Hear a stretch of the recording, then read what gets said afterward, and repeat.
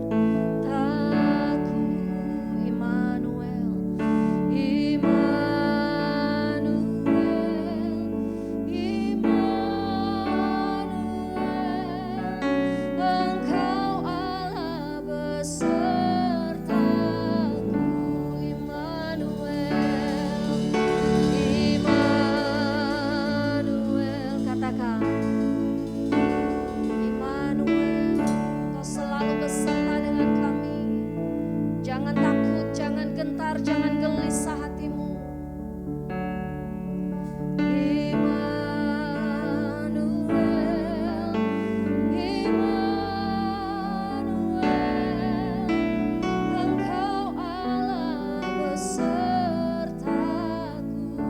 Tuhan, katakan Immanuel.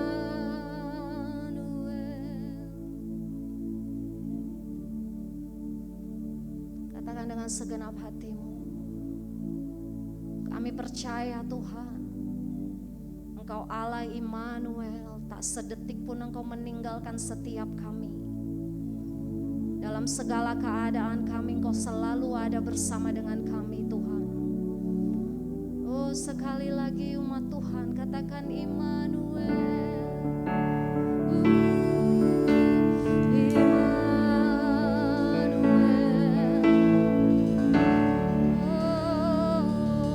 Yakinkan hatimu, yakinkan hatimu, Dia selalu beserta denganmu. Tak pernah Dia tinggalkan engkau.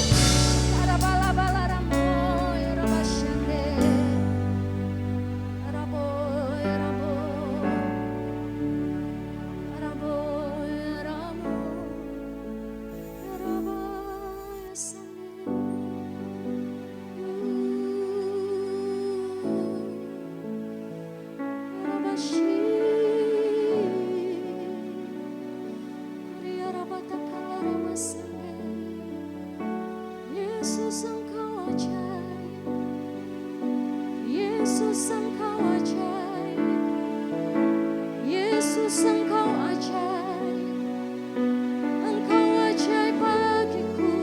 Katakan Yesus Engkau ajaib, Yesus Engkau ajaib. Perkatakan Yesus Engkau ajaib, Yesus Engkau ajaib, Engkau ajaib, Yesus Engkau ajaib, ajaib bagiku. Yesus Engkau ajaib. Berkatakan dengan iman, Engkau ajaib, Engkau ajaib. Kau sanggup Tuhan, Kau sanggup. Semua ada dalam kendali-Mu. Kami percaya Tuhan. Yes, yes. Yang hatinya teguh, yang hatinya teguh, ada damai sejahtera. Damai sejahtera diberikan kepadamu. Bala-bala-bala-bala-bala. Ajaib, ajaib, ajaib.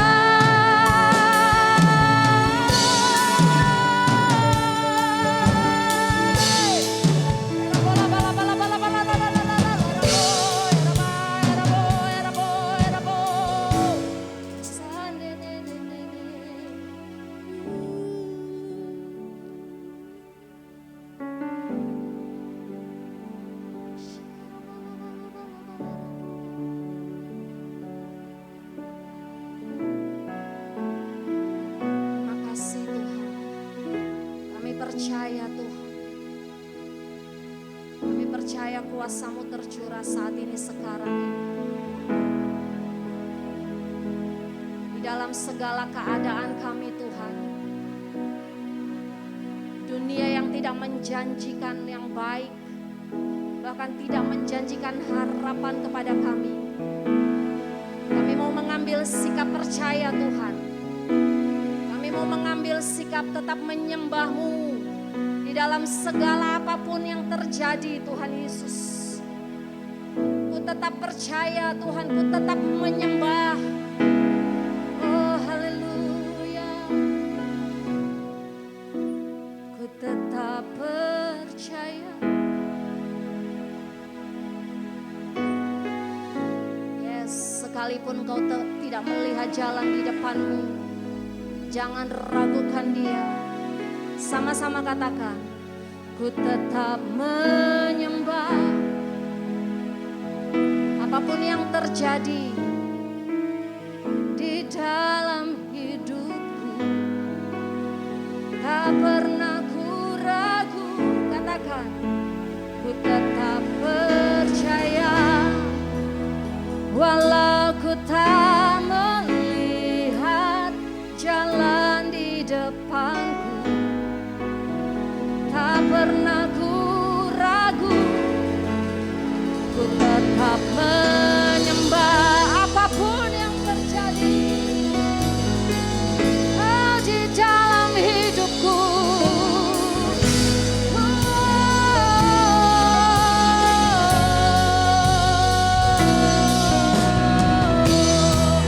Mari bangkit berdiri Bapak Ibu Saudara, katakan, ku tetap percaya.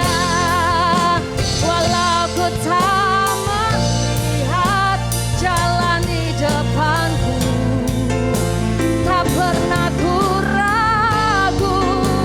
Ku tetap menyembah apapun yang terjadi di dalam hidupku, tak pernah ku ragu.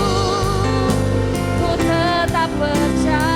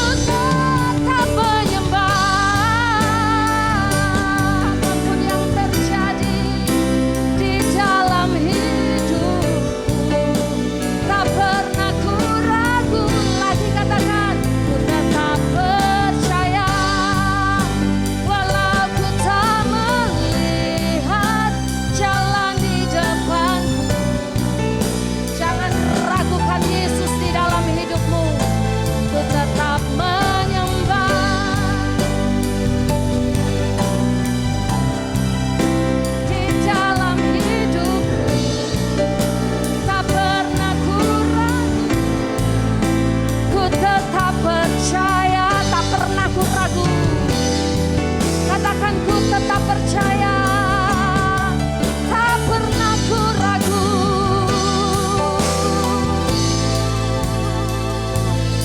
Ku tetap percaya.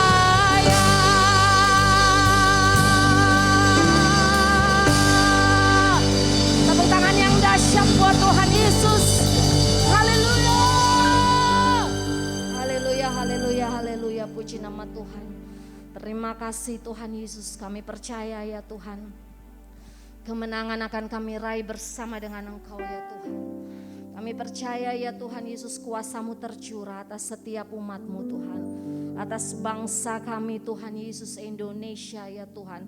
Hari-hari ini ya Tuhan, ada pencurahan yang dahsyat Tuhan Yesus di atas bangsa kami ya Tuhan. Kami percaya ya Tuhan, tidak ada yang mustahil bagi-Mu Tuhan. Kau sanggup melakukan perkara yang besar atas bangsa kami ya Tuhan. Bangsa kami akan melihat kemuliaan-Mu dinyatakan ya Tuhan Yesus. Oh Bapa, terima kasih banyak ya Tuhan. Terima kasih untuk bangsa kami Tuhan. Kami mengasihi bangsa ini Tuhan. Dan kami percaya Engkau mengasihi bangsa Indonesia Tuhan Yesus. Oh Bapa, pulihkan bangsa ini Tuhan. Sembuhkan bangsa ini. Ampuni Tuhan bangsa ini Tuhan Yesus. Ampuni Tuhan, ampuni. Berkat melimpah atas bangsa Indonesia Tuhan. Kesembuhan, pemulihan terjadi di dalam nama Yesus. Tuhan, Kau memberkati Bapak Presiden kami Pak Jokowi, Pak Ma'ruf Amin ya Tuhan. Semua jajaran pemerintahan yang ada Tuhan. Oh Bapak, urapan-Mu tercurah atas mereka Tuhan. Sekalipun mereka belum percaya kepadamu, tapi kami percaya Tuhan Yesus, kemuliaan-Mu akan dinyatakan atas bangsa ini Tuhan. Oh Bapa, kami percaya Tuhan, mereka akan melihat juru selamat satu-satunya, yaitu Engkau Yesus, berdiri di atas bangsa ini ya Tuhan. Terima kasih Tuhan Yesus. Berikan mereka roh takut akan Engkau Tuhan, dalam memberi keputusan yang bijaksana untuk bangsa ini ya Tuhan. Untuk menangani pandemi COVID-19 ini Tuhan, kami percaya ya Tuhan, segala keputusan ya Tuhan, biarlah semuanya berasal daripada-Mu Tuhan Yesus. Terima kasih Tuhan, biar kami rakyat Indonesia punya hati yang taat ya Tuhan Yesus.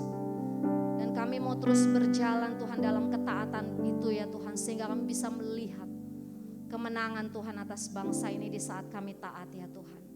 Terima kasih Tuhan Yesus, terima kasih. Kau juga memberkati gembala pembina kami Tuhan, Pendeta Dr. Insinyur Niko Nyotora Harjo bersama dengan keempat wakilnya Tuhan. Oh Bapak, terus kami mau katakan kekuatan kesehatan tercurah Tuhan Yesus atas hamba-hamba-Mu ini Tuhan. Lebih lagi Engkau pakai dahsyat ya Tuhan, atas bumi ini, atas negeri ini ya Tuhan. Biar banyak jiwa dimenangkan Tuhan melalui pelayanan hamba-Mu ini ya Tuhan. Terima kasih Tuhan, Kau pakai hamba-Mu ini lebih dahsyat lagi ya Tuhan. Bagi hormat kemuliaan-Mu di akhir zaman ini ya Tuhan Yesus. Keluarganya Tuhan Engkau berkati, Engkau lindungi Tuhan. Begitu pula dengan gembala rayon kami Pendeta Insinyur Yongki Tovan Wijoyo MTH, beserta dengan kedua wakilnya, keluarganya, istri, anak cucunya Tuhan. Oh Bapak, perlindungan-Mu yang sempurna atas hamba-Mu Tuhan Yesus. Oh Bapak, terima kasih Tuhan, kesehatan, kekuatan yang lebih lagi ya Tuhan. Tuhan, kuatkan langkahnya ya Tuhan. Setiap ucapan yang keluar dari mulut lidahnya ya Tuhan, membangkitkan umat-Mu hari-hari ini ya Tuhan Yesus. Oh Bapak, membuat umat-Mu sadar ya Tuhan, sadar dan bertobat ya Tuhan Yesus, dan terus mencari Engkau ya Tuhan, sehingga pemulihan terjadi Tuhan. Di dalam nama Tuhan Yesus, terima kasih Bapak yang baik, terima kasih. Kau juga berkati gembala GBI Thorn of Praise, GBI Curug Pendeta Iwan Santoso Tuhan Yesus. Juga pengurapan yang sama untuk hamba-Mu ya Tuhan. Kekuatan kesehatan Tuhan tercurah buat istri, anak cucu ya Tuhan, keluarga besarnya Tuhan Yesus. Perlindungan-Mu yang ajaib dan sempurna atas hamba-Mu ini ya Tuhan. Terima kasih Tuhan, terima kasih. Ada banyak jiwa yang akan dimenangkan Tuhan di daerah daerah ini ya Tuhan Yesus. Kami percaya tidak ada yang mustahil Tuhan. Saat Engkau ditinggikan di tempat ini akan ada banyak jiwa datang kepadamu, sujud menyembah dan percaya kepadamu di dalam nama Tuhan Yesus. Terima kasih Tuhan untuk taman doa rumah pengorbanan Tuhan Yesus. Biar akan ada banyak lebih lagi orang-orang yang datang Tuhan untuk semakin dekat, untuk semakin mengenal Engkau Tuhan lewat taman doa rumah pengorbanan ini. Terima kasih Bapa yang baik, terima kasih. Pujian syukur kami, hormat dan sembah kami hanya bagimu Yesus. Kau berkati setiap umatmu, setiap jemaatmu yang sedang beribadah pagi hari ini di rumah dimanapun mereka berada ya Tuhan. Kami percaya ya Tuhan kuasa-Mu tercurah saat ini sekarang ini, memberikan kemenangan demi kemenangan di dalam nama Yesus. Umat-Mu boleh bersorak ya Tuhan. Umat-Mu boleh bersorak dan katakan Engkau baik. Yes, you are good. You are good Jesus. Yes, you are good all the time. And all the time you are good. Haleluya, haleluya. Mari umat Tuhan, dimanapun engkau berada sama-sama katakan Allah kita baik, Yesus kita baik. Ya.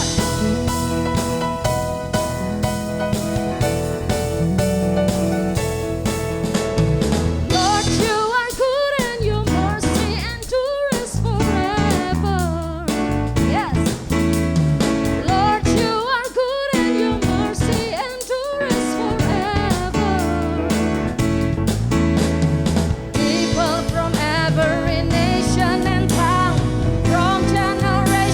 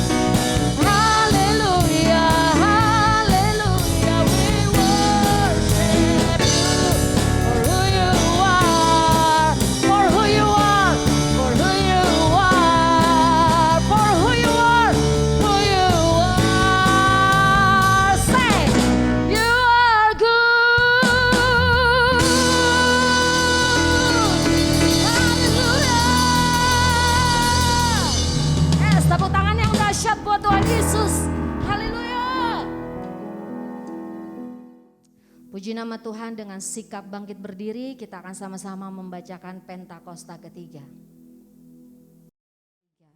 Apa yang dimaksud dengan Pentakosta ketiga? 1. Pentakosta ketiga adalah pencurahan Roh Kudus yang dahsyat di zaman ini, melebihi yang terjadi di Azusa Street. 2. Pentakosta ketiga akan mengakibatkan penuaian jiwa yang terbesar dan yang terakhir sebelum Tuhan Yesus datang kembali.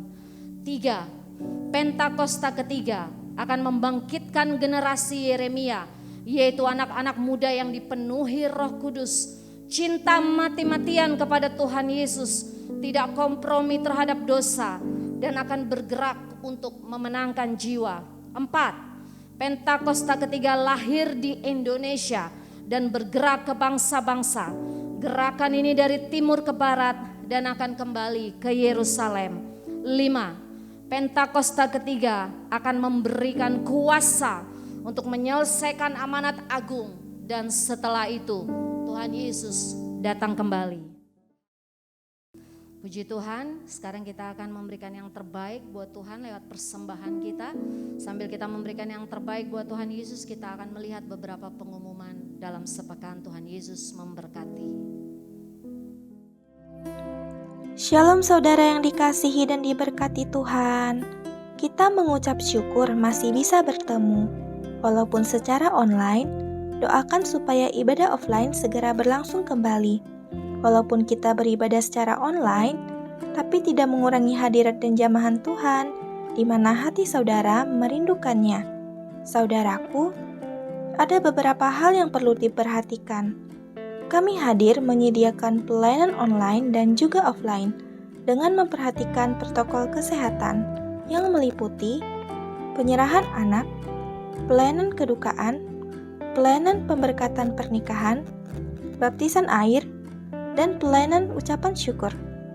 Apabila Anda membutuhkan salah satu dari pelayanan kami, dapat menghubungi nomor telepon 0858 8269 3850 dengan Bapak Iwan, atau dapat menghubungi 0857 1604 4513 dengan Ibu Yanti, atau juga dapat menghubungi 0859 4739 5639 dengan Saudari Cencen.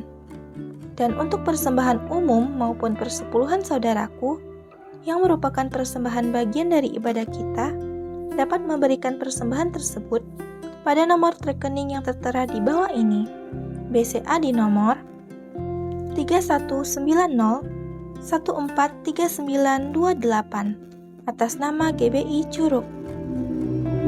Kami dari Gereja Curug yang mengasihi saudara-saudara sekalian mengumumkan bahwa bulan Agustus kita masih online.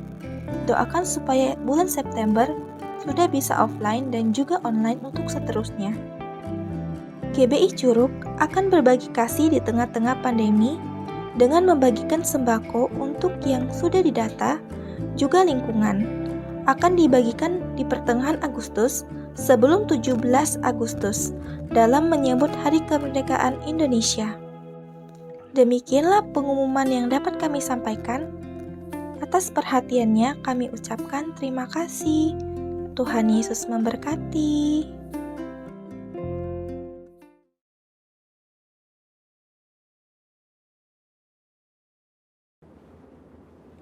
Shalom saudara, saya berharap kita semua dalam keadaan yang luar biasa. Dalam Voice of Pentecost kali ini, kita akan belajar mengenai hati Bapa. Seperti yang kita tahu bahwa Allah menciptakan dan menempatkan manusia sebagai ciptaan yang istimewa dibandingkan dengan ciptaan lainnya. Manusia bukan sekedar diciptakan, tetapi dijadikan seturut gambar dan rupa Allah dan dihembusi dengan nafas kehidupan. Hubungan antara Allah dan manusia bukan hanya antara pencipta dengan ciptaannya, tapi sebuah hubungan yang istimewa, yaitu digambarkan seperti seorang bapa dengan anak-anaknya. Hubungan Allah dan manusia yang disamakan dengan hubungan bapa dan anak diajarkan Tuhan Yesus sendiri yang merupakan hasil dari karya penebusannya di kayu salib. Tuhan Yesus juga mengajarkan sebuah doa yang dikenal dengan doa Bapa kami, dan doa ini dimulai dengan menyebut Allah sebagai Bapa kami yang di sorga. Dalam doanya, ia juga memanggil Allah dengan sebutan Bapa. Dalam pengajarannya, ia memakai perumpamaan bapa dan anak seperti perumpamaan anak sulung dan anak bungsu. Inilah hubungan yang Allah ingin nyatakan kepada manusia ciptaannya, tetapi karena pemberontakan dan pelanggaran perintah Allah oleh manusia, maka hubungan ini menjadi rusak. Iblis memperdaya manusia dengan tipuan yang buat seolah-olah Allah berbohong dan tidak mau tersaingi oleh manusia. Iblis juga menyatakan bahwa manusia akan menjadi seperti Allah ketika memakan buah pengetahuan yang baik dan jahat. Menjadi seperti Allah adalah sebuah hal yang membuat manusia tertarik untuk makan buah itu, sekalipun mengerti segala konsekuensi yang harus ditanggung dan hasilnya justru menghancurkan hubungan yang baik antara Allah dan manusia. Demikian juga hari-hari ini, iblis terus merusak gambaran Bapa Sorgawi dengan cara merusak gambaran Bapa Jasmani agar manusia kehilangan hubungan yang istimewa ini. Nah, berikut ini adalah kesalahan dari tindakan Bapa-Bapa Jasmani yang merusak gambaran Bapa Sorgawi. Yang pertama, seorang ayah yang menggunakan otoritasnya dengan sewenang-wenang dan memberikan kasih bersyarat kepada anak-anaknya. Maka seorang anak akan sukar menerima dan percaya akan kasih Bapa Sorgawi yang tak bersyarat. Yang kedua, seorang ayah yang suka berbohong dan tidak menepati janji karena berbagai alasan yang dibuat-buat akan menjadikan anak-anaknya tidak dapat mempercayai janji-janji Bapa Sorgawi. Dan yang ketiga, seorang ayah yang tidak menyediakan waktu yang cukup dan berkualitas untuk anak-anaknya, yang akhirnya membuat anak merasa tidak dihargai dan tidak dapat mempercayai kasih Bapa. Sebuah hasil survei yang dilakukan di kalangan generasi muda Gereja Bethel Indonesia menyatakan bahwa ketika menghadapi masalah, hanya 30% yang bercerita kepada orang tuanya, sedangkan 59% lainnya bercerita kepada orang lain, dan 11% memendam masalah itu sendiri. Selain itu, 12,5% kaum muda GBI mengakui bahwa mereka memiliki hubungan yang buruk dengan orang tua, dan 43% tidak ingin memiliki pasangan hidup seperti orang tuanya. Anak yang orang tuanya bercerai memiliki potensi 2 kali lipat lebih besar mengalami hubungan yang buruk dengan orang tuanya dan berkeinginan untuk bunuh diri dibandingkan dengan anak yang orang tuanya tidak bercerai. Pengakuan dari mereka yang memiliki hubungan yang buruk diakibatkan karena tersakiti oleh kata-kata yang diucapkan orang tua, mendapatkan pukulan fisik, merasa orang tua tidak memiliki waktu yang cukup bagi dirinya, dan tidak bisa menjadi teladan. Pada kenyataannya, tidak semua orang dapat memanggil Tuhan dengan sebutan Bapa. Ada keraguan bahkan penolakan untuk menyebut Bapa karena pengalaman-pengalaman yang buruk dengan orang tuanya. Hal ini menyebabkan banyak dari kita tidak dapat memiliki hubungan yang dekat dengan Bapa Sorgawi. Padahal Alkitab memberikan gambar yang sangat jelas bahwa Allah adalah Bapa yang sangat mengasihi manusia. Supaya kita mengalami kasih Bapa, kita bisa mulai dengan menerima kasih-Nya yang utama yang dinyatakan melalui Yesus Kristus yang mati di kayu salib untuk menebus dosa dan menyediakan keselamatan yang kekal bagi kita. Di kayu salib, Tuhan Yesus berteriak, "Eli, Eli, lama sabatani," yang artinya, "Allahku, Allahku, mengapa engkau meninggalkan aku?" Tuhan Yesus ditinggalkan Bapanya supaya kita semua bisa diperdamaikan dengan Bapa Sorgawi dan mengalami pemulihan dalam hubungan kasih Bapa. Matius 7 ayat 11 berkata, "Jadi jika kamu yang jahat tahu memberi pemberian yang baik kepada anak-anakmu, apalagi Bapamu yang di sorga, Ia akan memberikan yang baik kepada mereka yang meminta kepadanya. Bapa di sorga tidak akan mengecewakan anak-anaknya." Kasih Bapa Sorgawi melebihi kasih seorang Bapa jasmani dan mampu memberikan yang baik kepada anak-anaknya. Dan bagian terbaiknya adalah Bapa memberikan Roh-Nya sendiri kepada anak-anaknya sebagai penasehat dan penolong. Amsal 14 ayat 26 menjanjikan bahwa dalam takut akan Tuhan ada ketentraman yang besar, bahkan ada perlindungan bagi anak-anaknya. Bapa memberikan perlindungan kepada anak-anaknya untuk bisa hidup sesuai dengan rencananya dan mencapai kesempurnaan dalam panggilannya. Maka dari itu, mari kita percaya bahwa Bapa Sorgawi adalah Bapa yang sangat mengasihi umatnya dan mengalami kasih Bapa melalui perjumpaan pribadi dan kehidupan yang berjalan bersama Dia. Mengalami janji-janji Allah dan melihat kesetiaan Allah terbukti membuat kita bisa mempercayai Dia dan mempercayakan hidup kita kepadanya. Bapa memberikan Roh Kudus-Nya agar kita percaya akan kasih Bapa dan mampu untuk mengampuni orang-orang yang pernah merusak gambaran Bapa yang baik serta memulihkan hati kita menjadi baru untuk bisa mengalami kasih Bapa yang sempurna. Saudara, untuk penjelasan lengkapnya dari tim teologi kami, silakan cek link yang ada di atas atau scan QR Code yang tersedia. Salam integritas, Tuhan Yesus memberkati.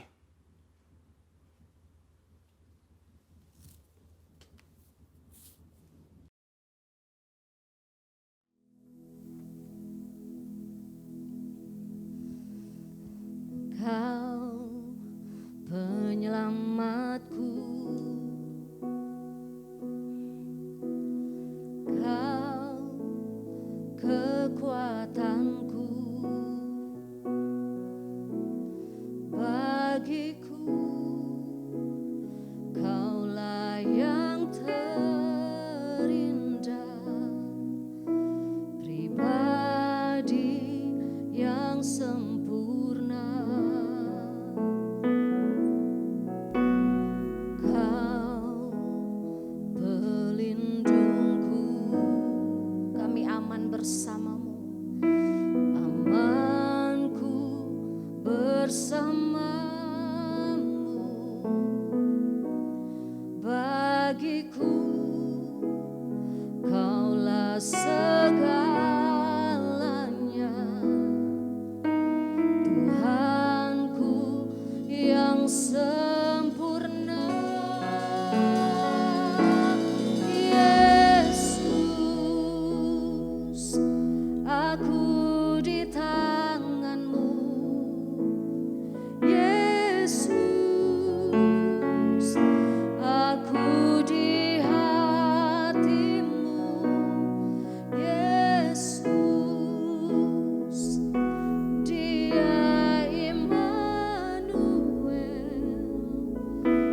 Tuhan serta kita. Yesus, ku dipegang teguh. Amin. Yesus selalu bersamaku. Yesus, Dia Immanuel,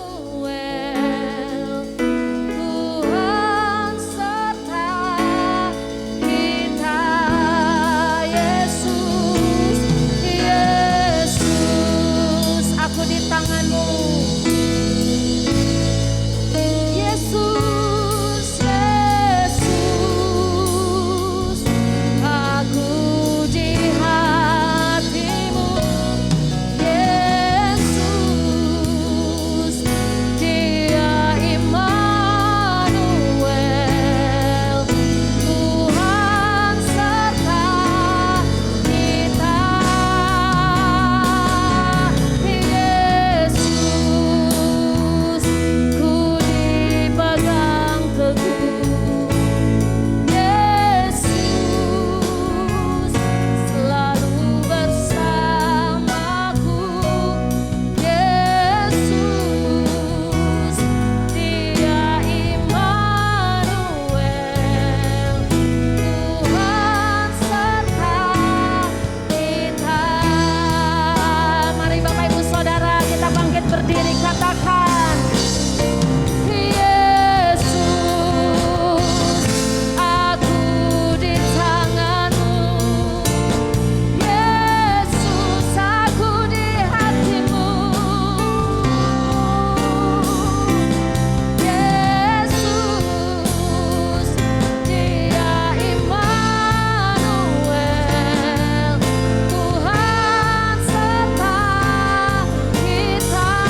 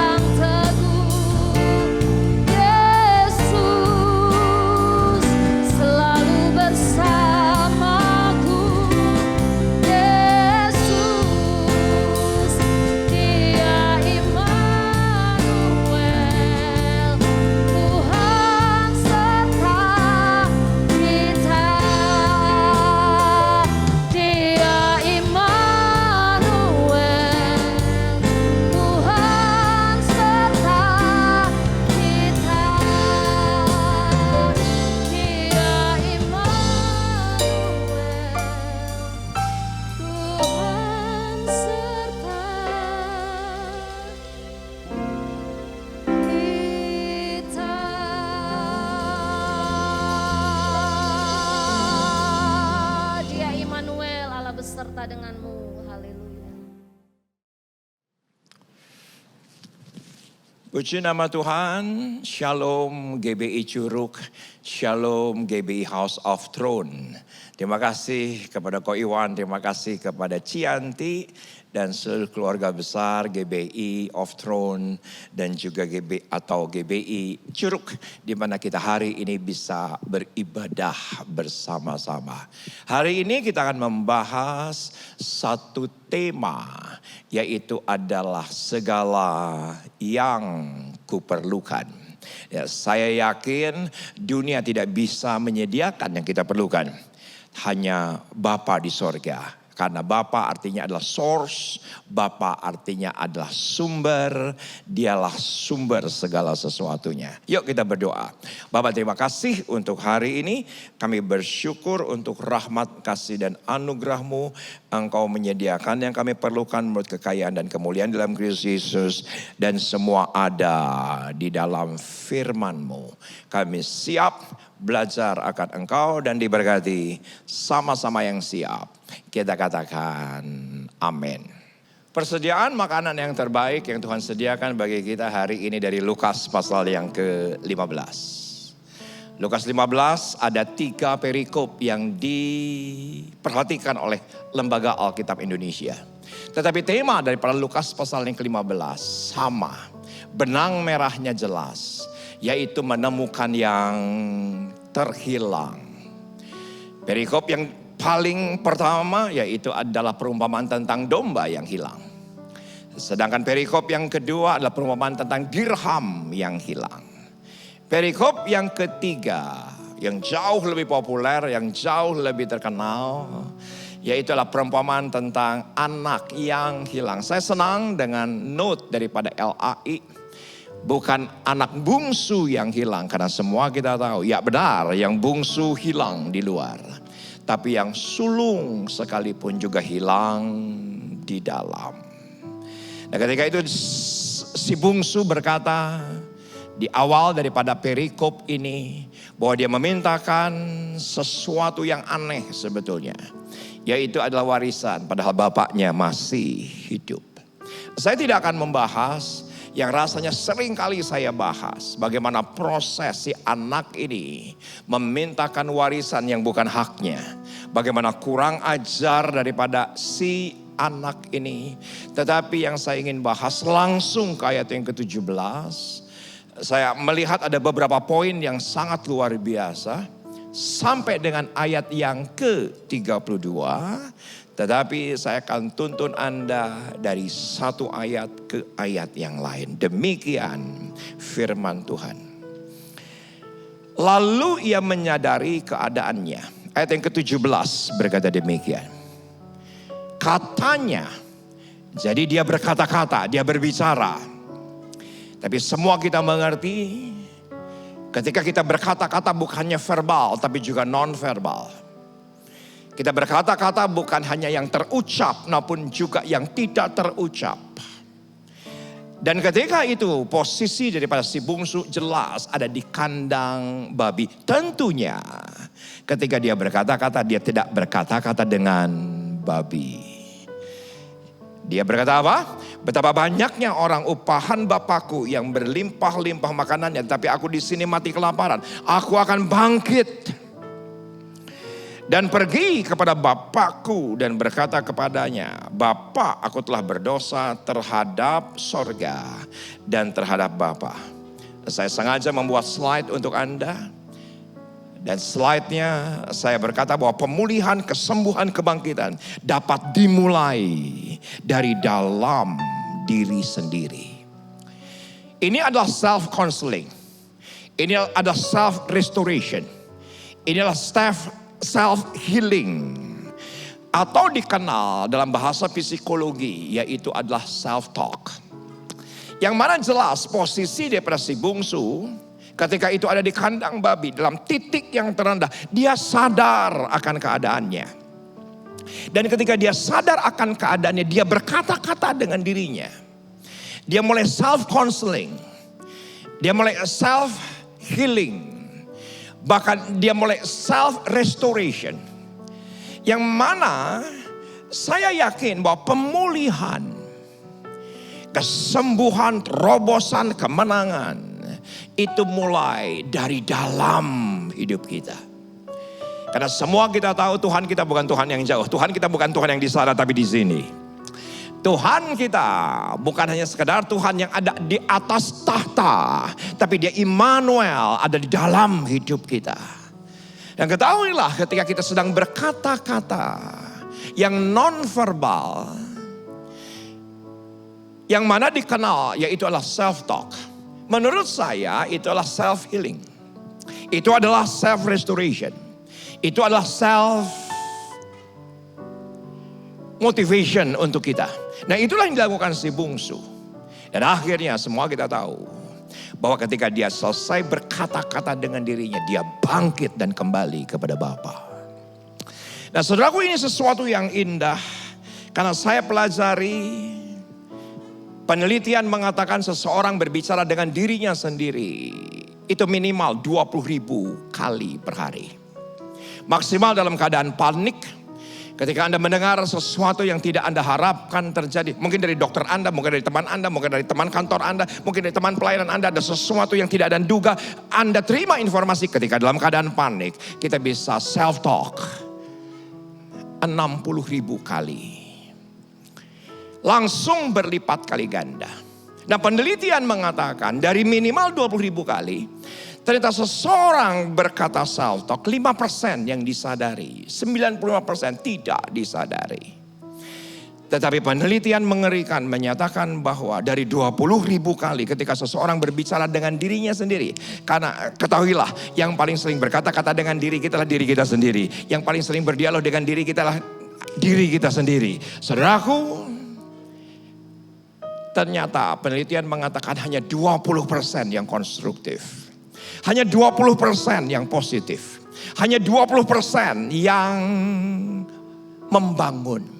Ternyata penelitian mengatakan 80% itu tidak membangun. Kita berkata tidak mungkin, mana bisa. Covid ini terlalu merajalela. Sakit penyakit ini terlalu berat. Dosanya dia terlalu menyakitkan. Saudaraku, seringkali kita justru self-talk sesuatu yang destruktif. Kenapa ini menjadi penting? Karena apa saja yang kita katakan kepada diri kita, itu akan ditampung oleh pikiran bawah sadar. Dan ketika ditampung dalam pikiran bawah sadar, itu akan membentuk namanya adalah mindset. Seringkali dalam Alkitab kita, yaitu berbicara soal pikiran. Tetapi, saudaraku, penelitian mengatakan kita harus tarik ke dua hal sebelum menjadi pikiran. Yang pertama adalah yang mengisi pikiran selain stimulus-stimulus yang kita terima melalui panca indera kita. Seringkali itu terjadi lewat apa yang kita katakan kepada diri kita sendiri.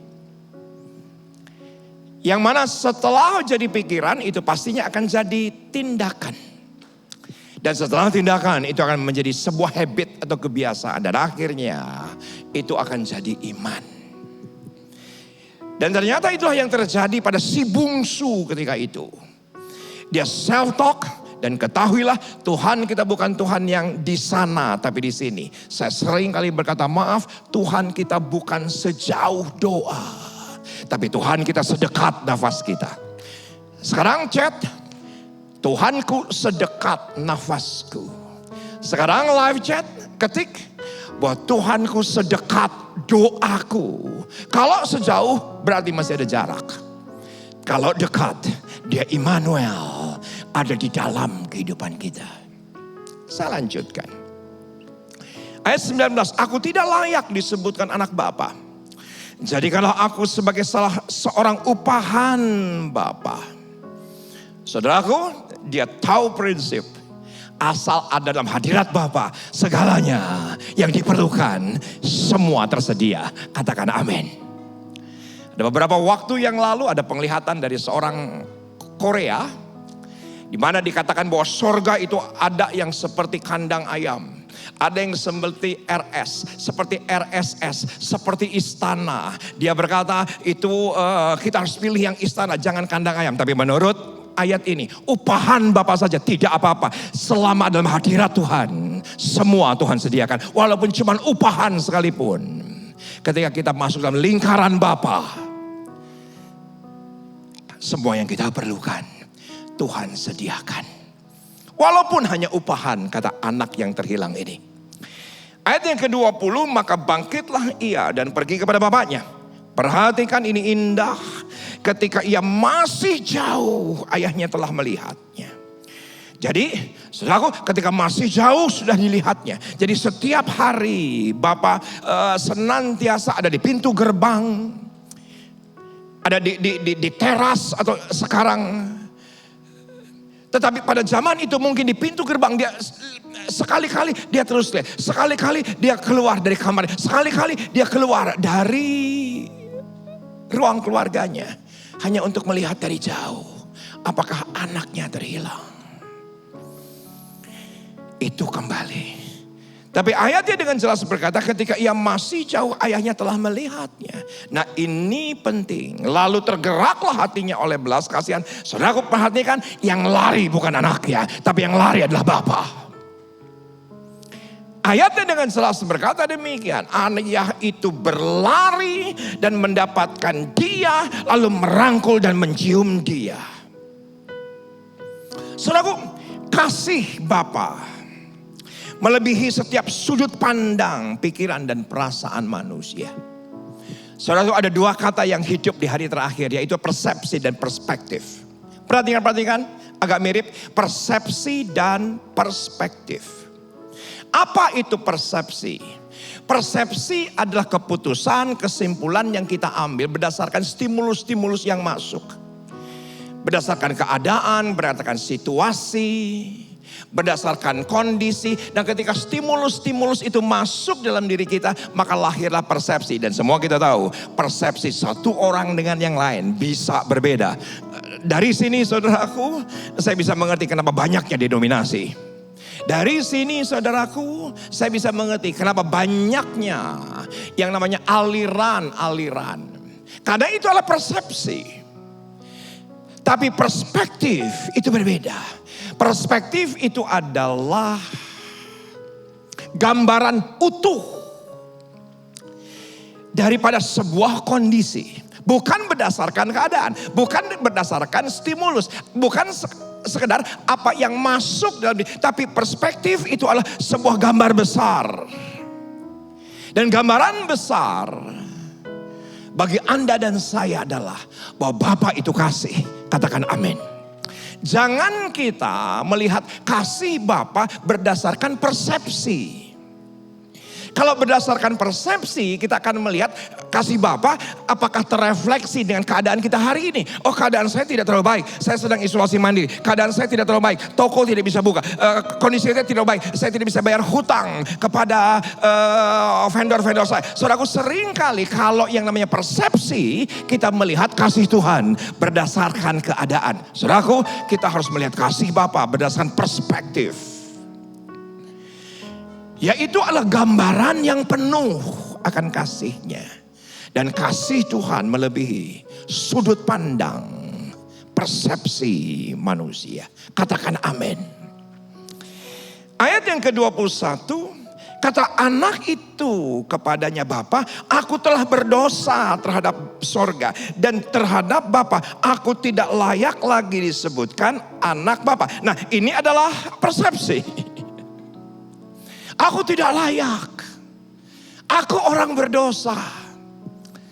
Saudaraku, dalam sebuah IG live, saya mendengar seorang hamba Tuhan yang berkata, penting sekali kalau kita berkata bahwa diri kita ini tidak layak. Penting sekali kita ingat bahwa diri kita ini adalah orang berdosa. Saya minta maaf dalam hati, tidak tepat. Tidak tepat.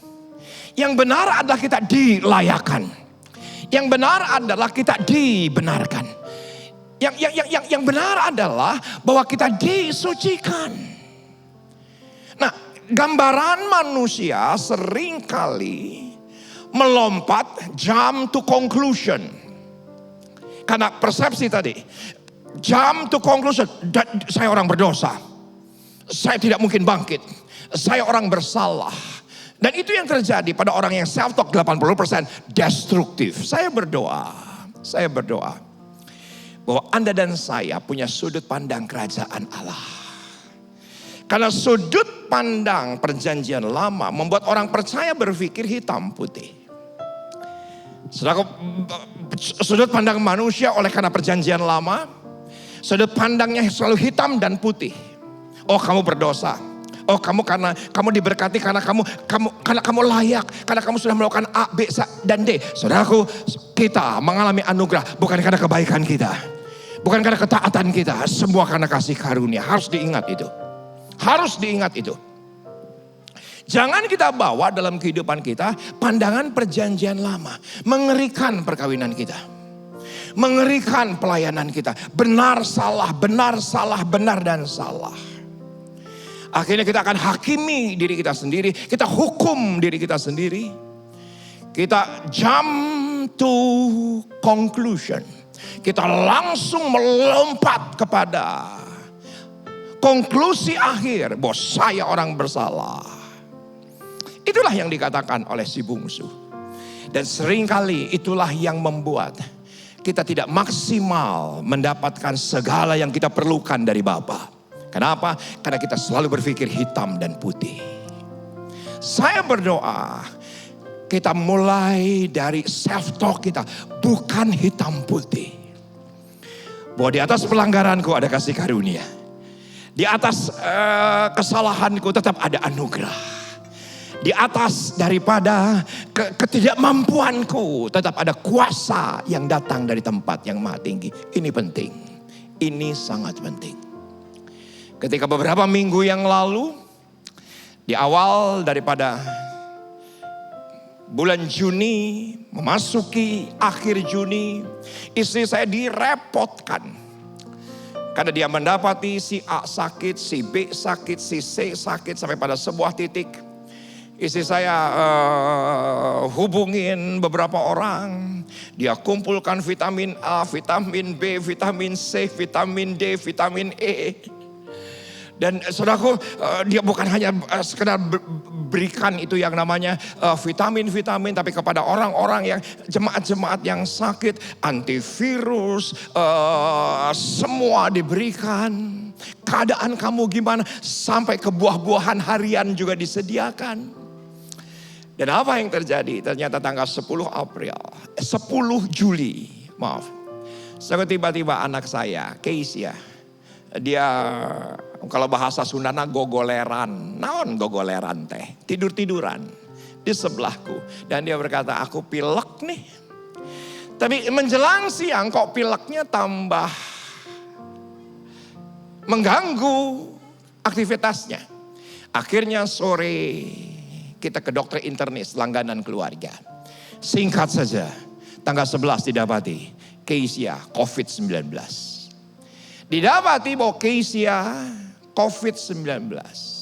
Saudaraku, tadi saya mulai dengan sebuah cerita. Di akhir Juni kami menolong banyak orang. Di awal Juli kami menolong banyak orang. Sampai pada sebuah titik, anak saya sendiri COVID-19. Saudaraku, saya tidak menganggap itu hitam dan putih. Kalau saya menganggap itu hitam, apa dosa saya? Apa pelanggaran saya? Waduh, saya terkutuk. Saya tahu kasih Tuhan tidak bisa dinilai dengan keberadaan diri kita. Kasih Tuhan tidak bisa dinilai dengan yang namanya situasi yang sedang kita alami. Saya mengucap syukur Keisha sudah sembuh. Saya juga mengucap syukur kepada banyak teman, jemaat Tuhan yang semula terpapar, gejala ringankah, gejala sedangkah, Tuhan sembuhkan. Bahkan kita sedang mendorong agar semua mereka mendonorkan plasmanya. Untuk apa? Untuk menolong banyak orang lain. Untuk menolong banyak orang lain. Kita harus keluar dari sudut pandang perjanjian lama. Nah, ini dia. Tetapi ayah itu berkata kepada hamba-hambanya, ayat 22, lekaslah bawa kemari jubah yang terbaik, pakaikanlah itu kepadanya, dan kenakanlah cincin pada jarinya, dan sepatu pada kakinya. Perhatikan, si bungsu bilang apa? Asal jadi upahan. Semuanya oke. oke, karena aku telah berdosa, karena aku gak layak. Kasih Bapa melebihi sudut pandang manusia.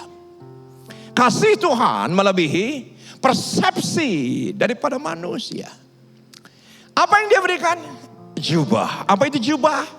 Jubah pengampunan Yesus. Dia berikan cincin. Apa itu cincin? Otoritas dan kuasa dari tempat yang maha tinggi.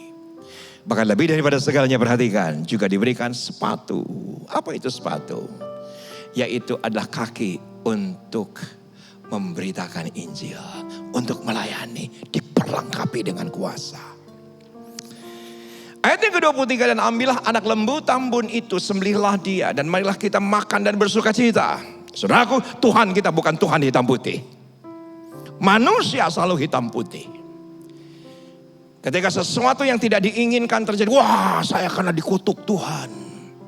Ketika kita melakukan yang baik, oh ya karena saya sudah lakukan yang baik. Saudaraku, bukan karena kuat, bukan karena kebaikan. Semua karena anugerah. Justru ketika kita punya paradigma seperti ini, segala yang kita perlukan Tuhan sediakan. Melebihi dari apa yang kita butuhkan sekalipun. Karena kasih Bapa bukan hitam putih, tapi kasih Bapa menerima apa adanya. Keberadaan manusia yang hitam putih. Kita yang hitam putih ini, selaku ditanggulangi dengan hatinya yang bukan hitam putih. Itu indah banget, indah banget. Ayat yang ke-25, tetapi anaknya yang sulung berada di ladang.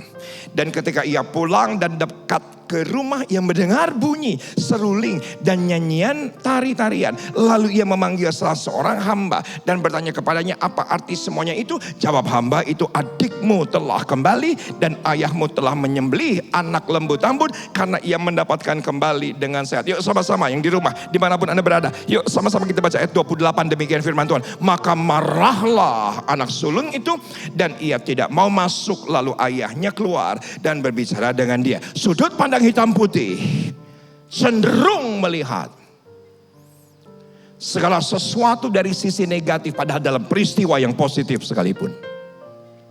Dalam peristiwa yang positif sekalipun tetap dilihat mana negatifnya. Padahal anak bungsu itu yang adiknya sendiri datang. Seharusnya dia bersuka cita. Di tengah-tengah sesuatu yang sukacita, di tengah sesuatu pesta sekali, dia masih tetap melihat yang negatif. Itulah pribadi hitam putih. Saya berdoa, kita keluar dari perjanjian lama, kita masuk dalam berkat yang hebat dalam perjanjian baru. Yuk sekarang live chat, yuk sekarang ketik. Sekarang juga ketik, saya mau hidup dalam persediaan perjanjian baru. Saya mau hidup dalam persediaan perjanjian baru. Dimulai dari mana? Sudut pandang. Dimulai dari mana? Persepsi. Di mana? Dimulai dari pikiran. Yang mana ternyata pikiran itu dimulai dari apa yang kita katakan kepada diri kita sendiri. Ayat 29. Tetapi ia menjawab ayahnya, katanya, telah bertahun-tahun aku melayani Bapa dan belum pernah aku melanggar perintah Bapa. Tetapi kepadaku belum pernah Bapa memberikan seekor anak kambing untuk bersuka cita dan dengan sahabat-sahabatku. Perhatikan, pribadi hitam putih cenderung mengasihani dan menyalahkan diri sendiri. Sepertinya selaku kerendahan hati. Tidak. Ini rendah diri. Yang mana itu bukan datang dari Tuhan.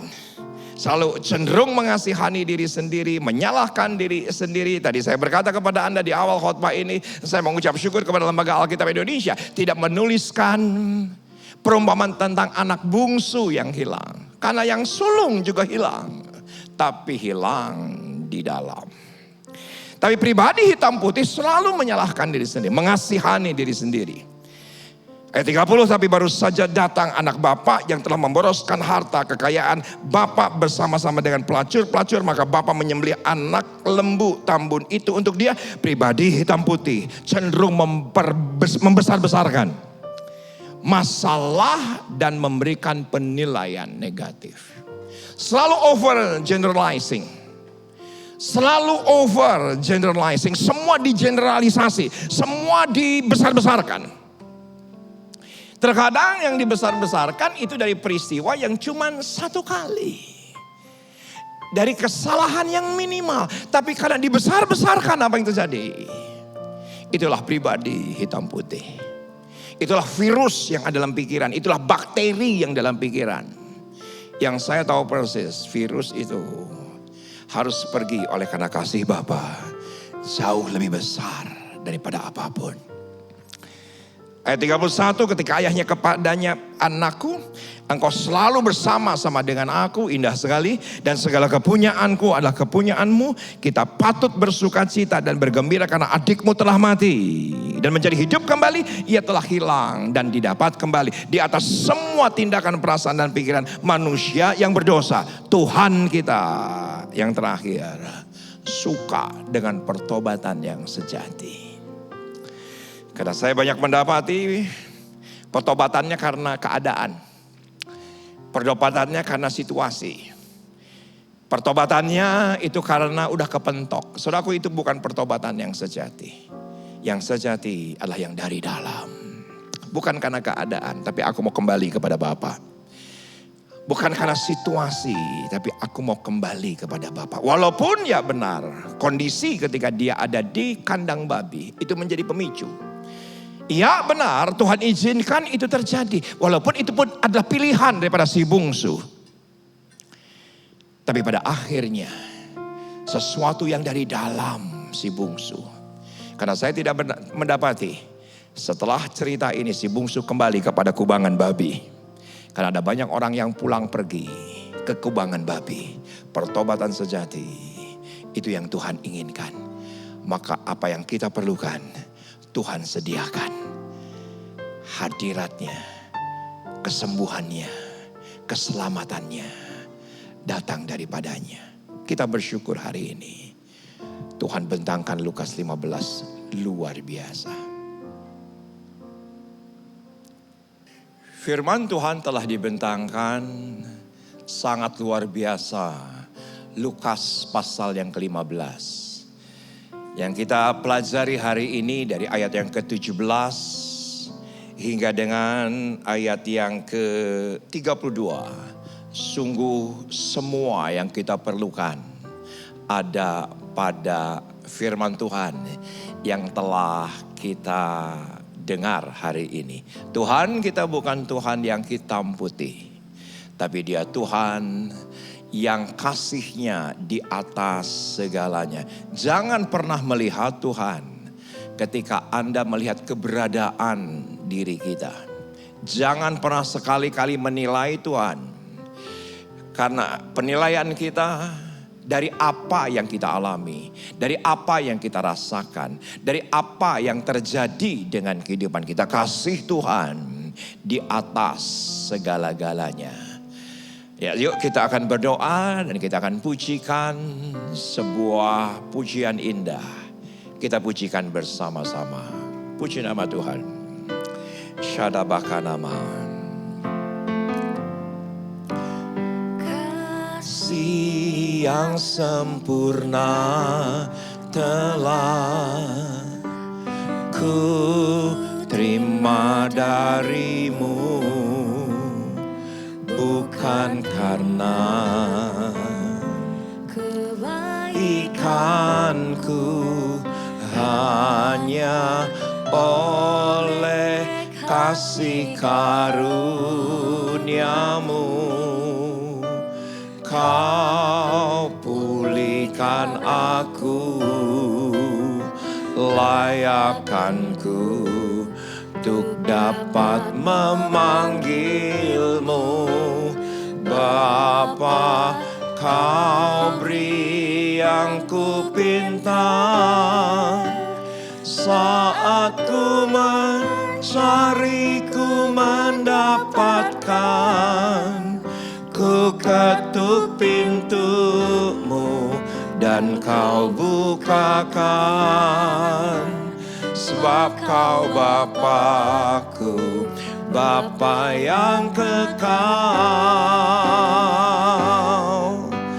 Takkan Kau biarkan aku melangkah hanya sendirian. Kau selalu ada bagiku, sebab Kau Bapa-Ku, Bapa yang kekal. Sekali lagi dari awal kita pujikan. Kasih yang sempurna telah ku terima darimu, bukan karena kebaikanku,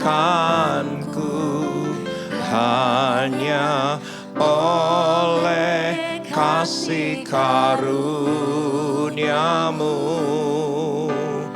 Kau pulihkan aku, layakkanku untuk dapat memanggilmu Bapa. Kau beri yang ku pinta, saat ku mencari ku mendapatkan. Ku ketuk pintumu dan Kau bukakan, sebab Kau Bapa-Ku, Bapa yang kekal. Takkan Kau biarkan aku melangkah hanya sendirian. Kau selalu ada bagiku, sebab Kau Bapa-Ku, Bapa yang kekal. Sekali lagi sambil angkat tangan. Kau beri yang ku pinta, cari ku mendapatkan. Ku ketuk pintumu dan Kau bukakan, sebab Kau Bapa-Ku, Bapa yang kekal. Takkan Kau biarkan aku melangkah hanya sendirian. Kau selalu ada bagiku, sebab Bapa-Ku, Bapa yang kekal. Kau selalu ada bagiku, sebab Kau Bapa-Ku, Bapa yang kekal. Sekali lagi, selalu ada bagiku, sebab Kau Bapa-Ku, Bapa yang kekal. Engkau Bapa yang tidak bisa dibatasi oleh waktu, tempat, ruang, dan kebendaan. Kasih-Mu mengalir atas semua kami. Karena kami bersyukur bahwa Tuhan kami bukan Tuhan yang hitam putih. Tuhan kami bukan Tuhan yang menghukum. Tapi Tuhan kami adalah Bapa yang mengasihi, yang dari kejauhan sudah memandang anak-anaknya yang terhilang, anak-anaknya yang tersesat. Dan di rumah Bapa segala yang ku-perlu Kau sediakan. Terima kasih Tuhan, terima kasih. Dan biarlah saat ini jemaat-Mu yang merasa jauh dari hadirat-Mu, jauh dari hadirat Bapa, saat ini dimanapun mereka berada, sekiranya ada, Anda bisa angkat tangan kanan tinggi-tinggi di hadapan Tuhan. Dan Anda berkata bahwa aku mau bangkit dan kembali kepada Bapa. Dan sesungguhnya Dia dari jauh sudah melihat Anda dan saya yang menghampirinya, yang berlari, dan Dia pun berlari untuk memeluk kita, untuk menyediakan yang terbaik, segala yang kami perlukan menurut kekayaan dan kemuliaan di dalam Kristus Yesus. Kami bersyukur untuk firman-Mu, sama-sama yang bersyukur kita katakan amin. Mari saudara kekasih dalam Kristus Yesus, kita akhiri ibadah ini, kita sama-sama angkat tangan tinggi-tinggi dua-duanya, arahkan hati Bapa di surga. Terimalah kasih karunia, damai sejahtera, hidup penuh dengan berkelimpahan, berkemenangan dari Allah Bapa dalam Yesus Kristus, penghiburan, kekuatan pimpinan dari Roh Kudus menyertai kita semua mulai hari ini hingga Maranatha. Tuhan Yesus jemput kita semua di awan-awan permai. Saudara-saudara dikasihi, yang percaya dan diberkati dengan berlimpah-limpah, sama-sama katakan, amin.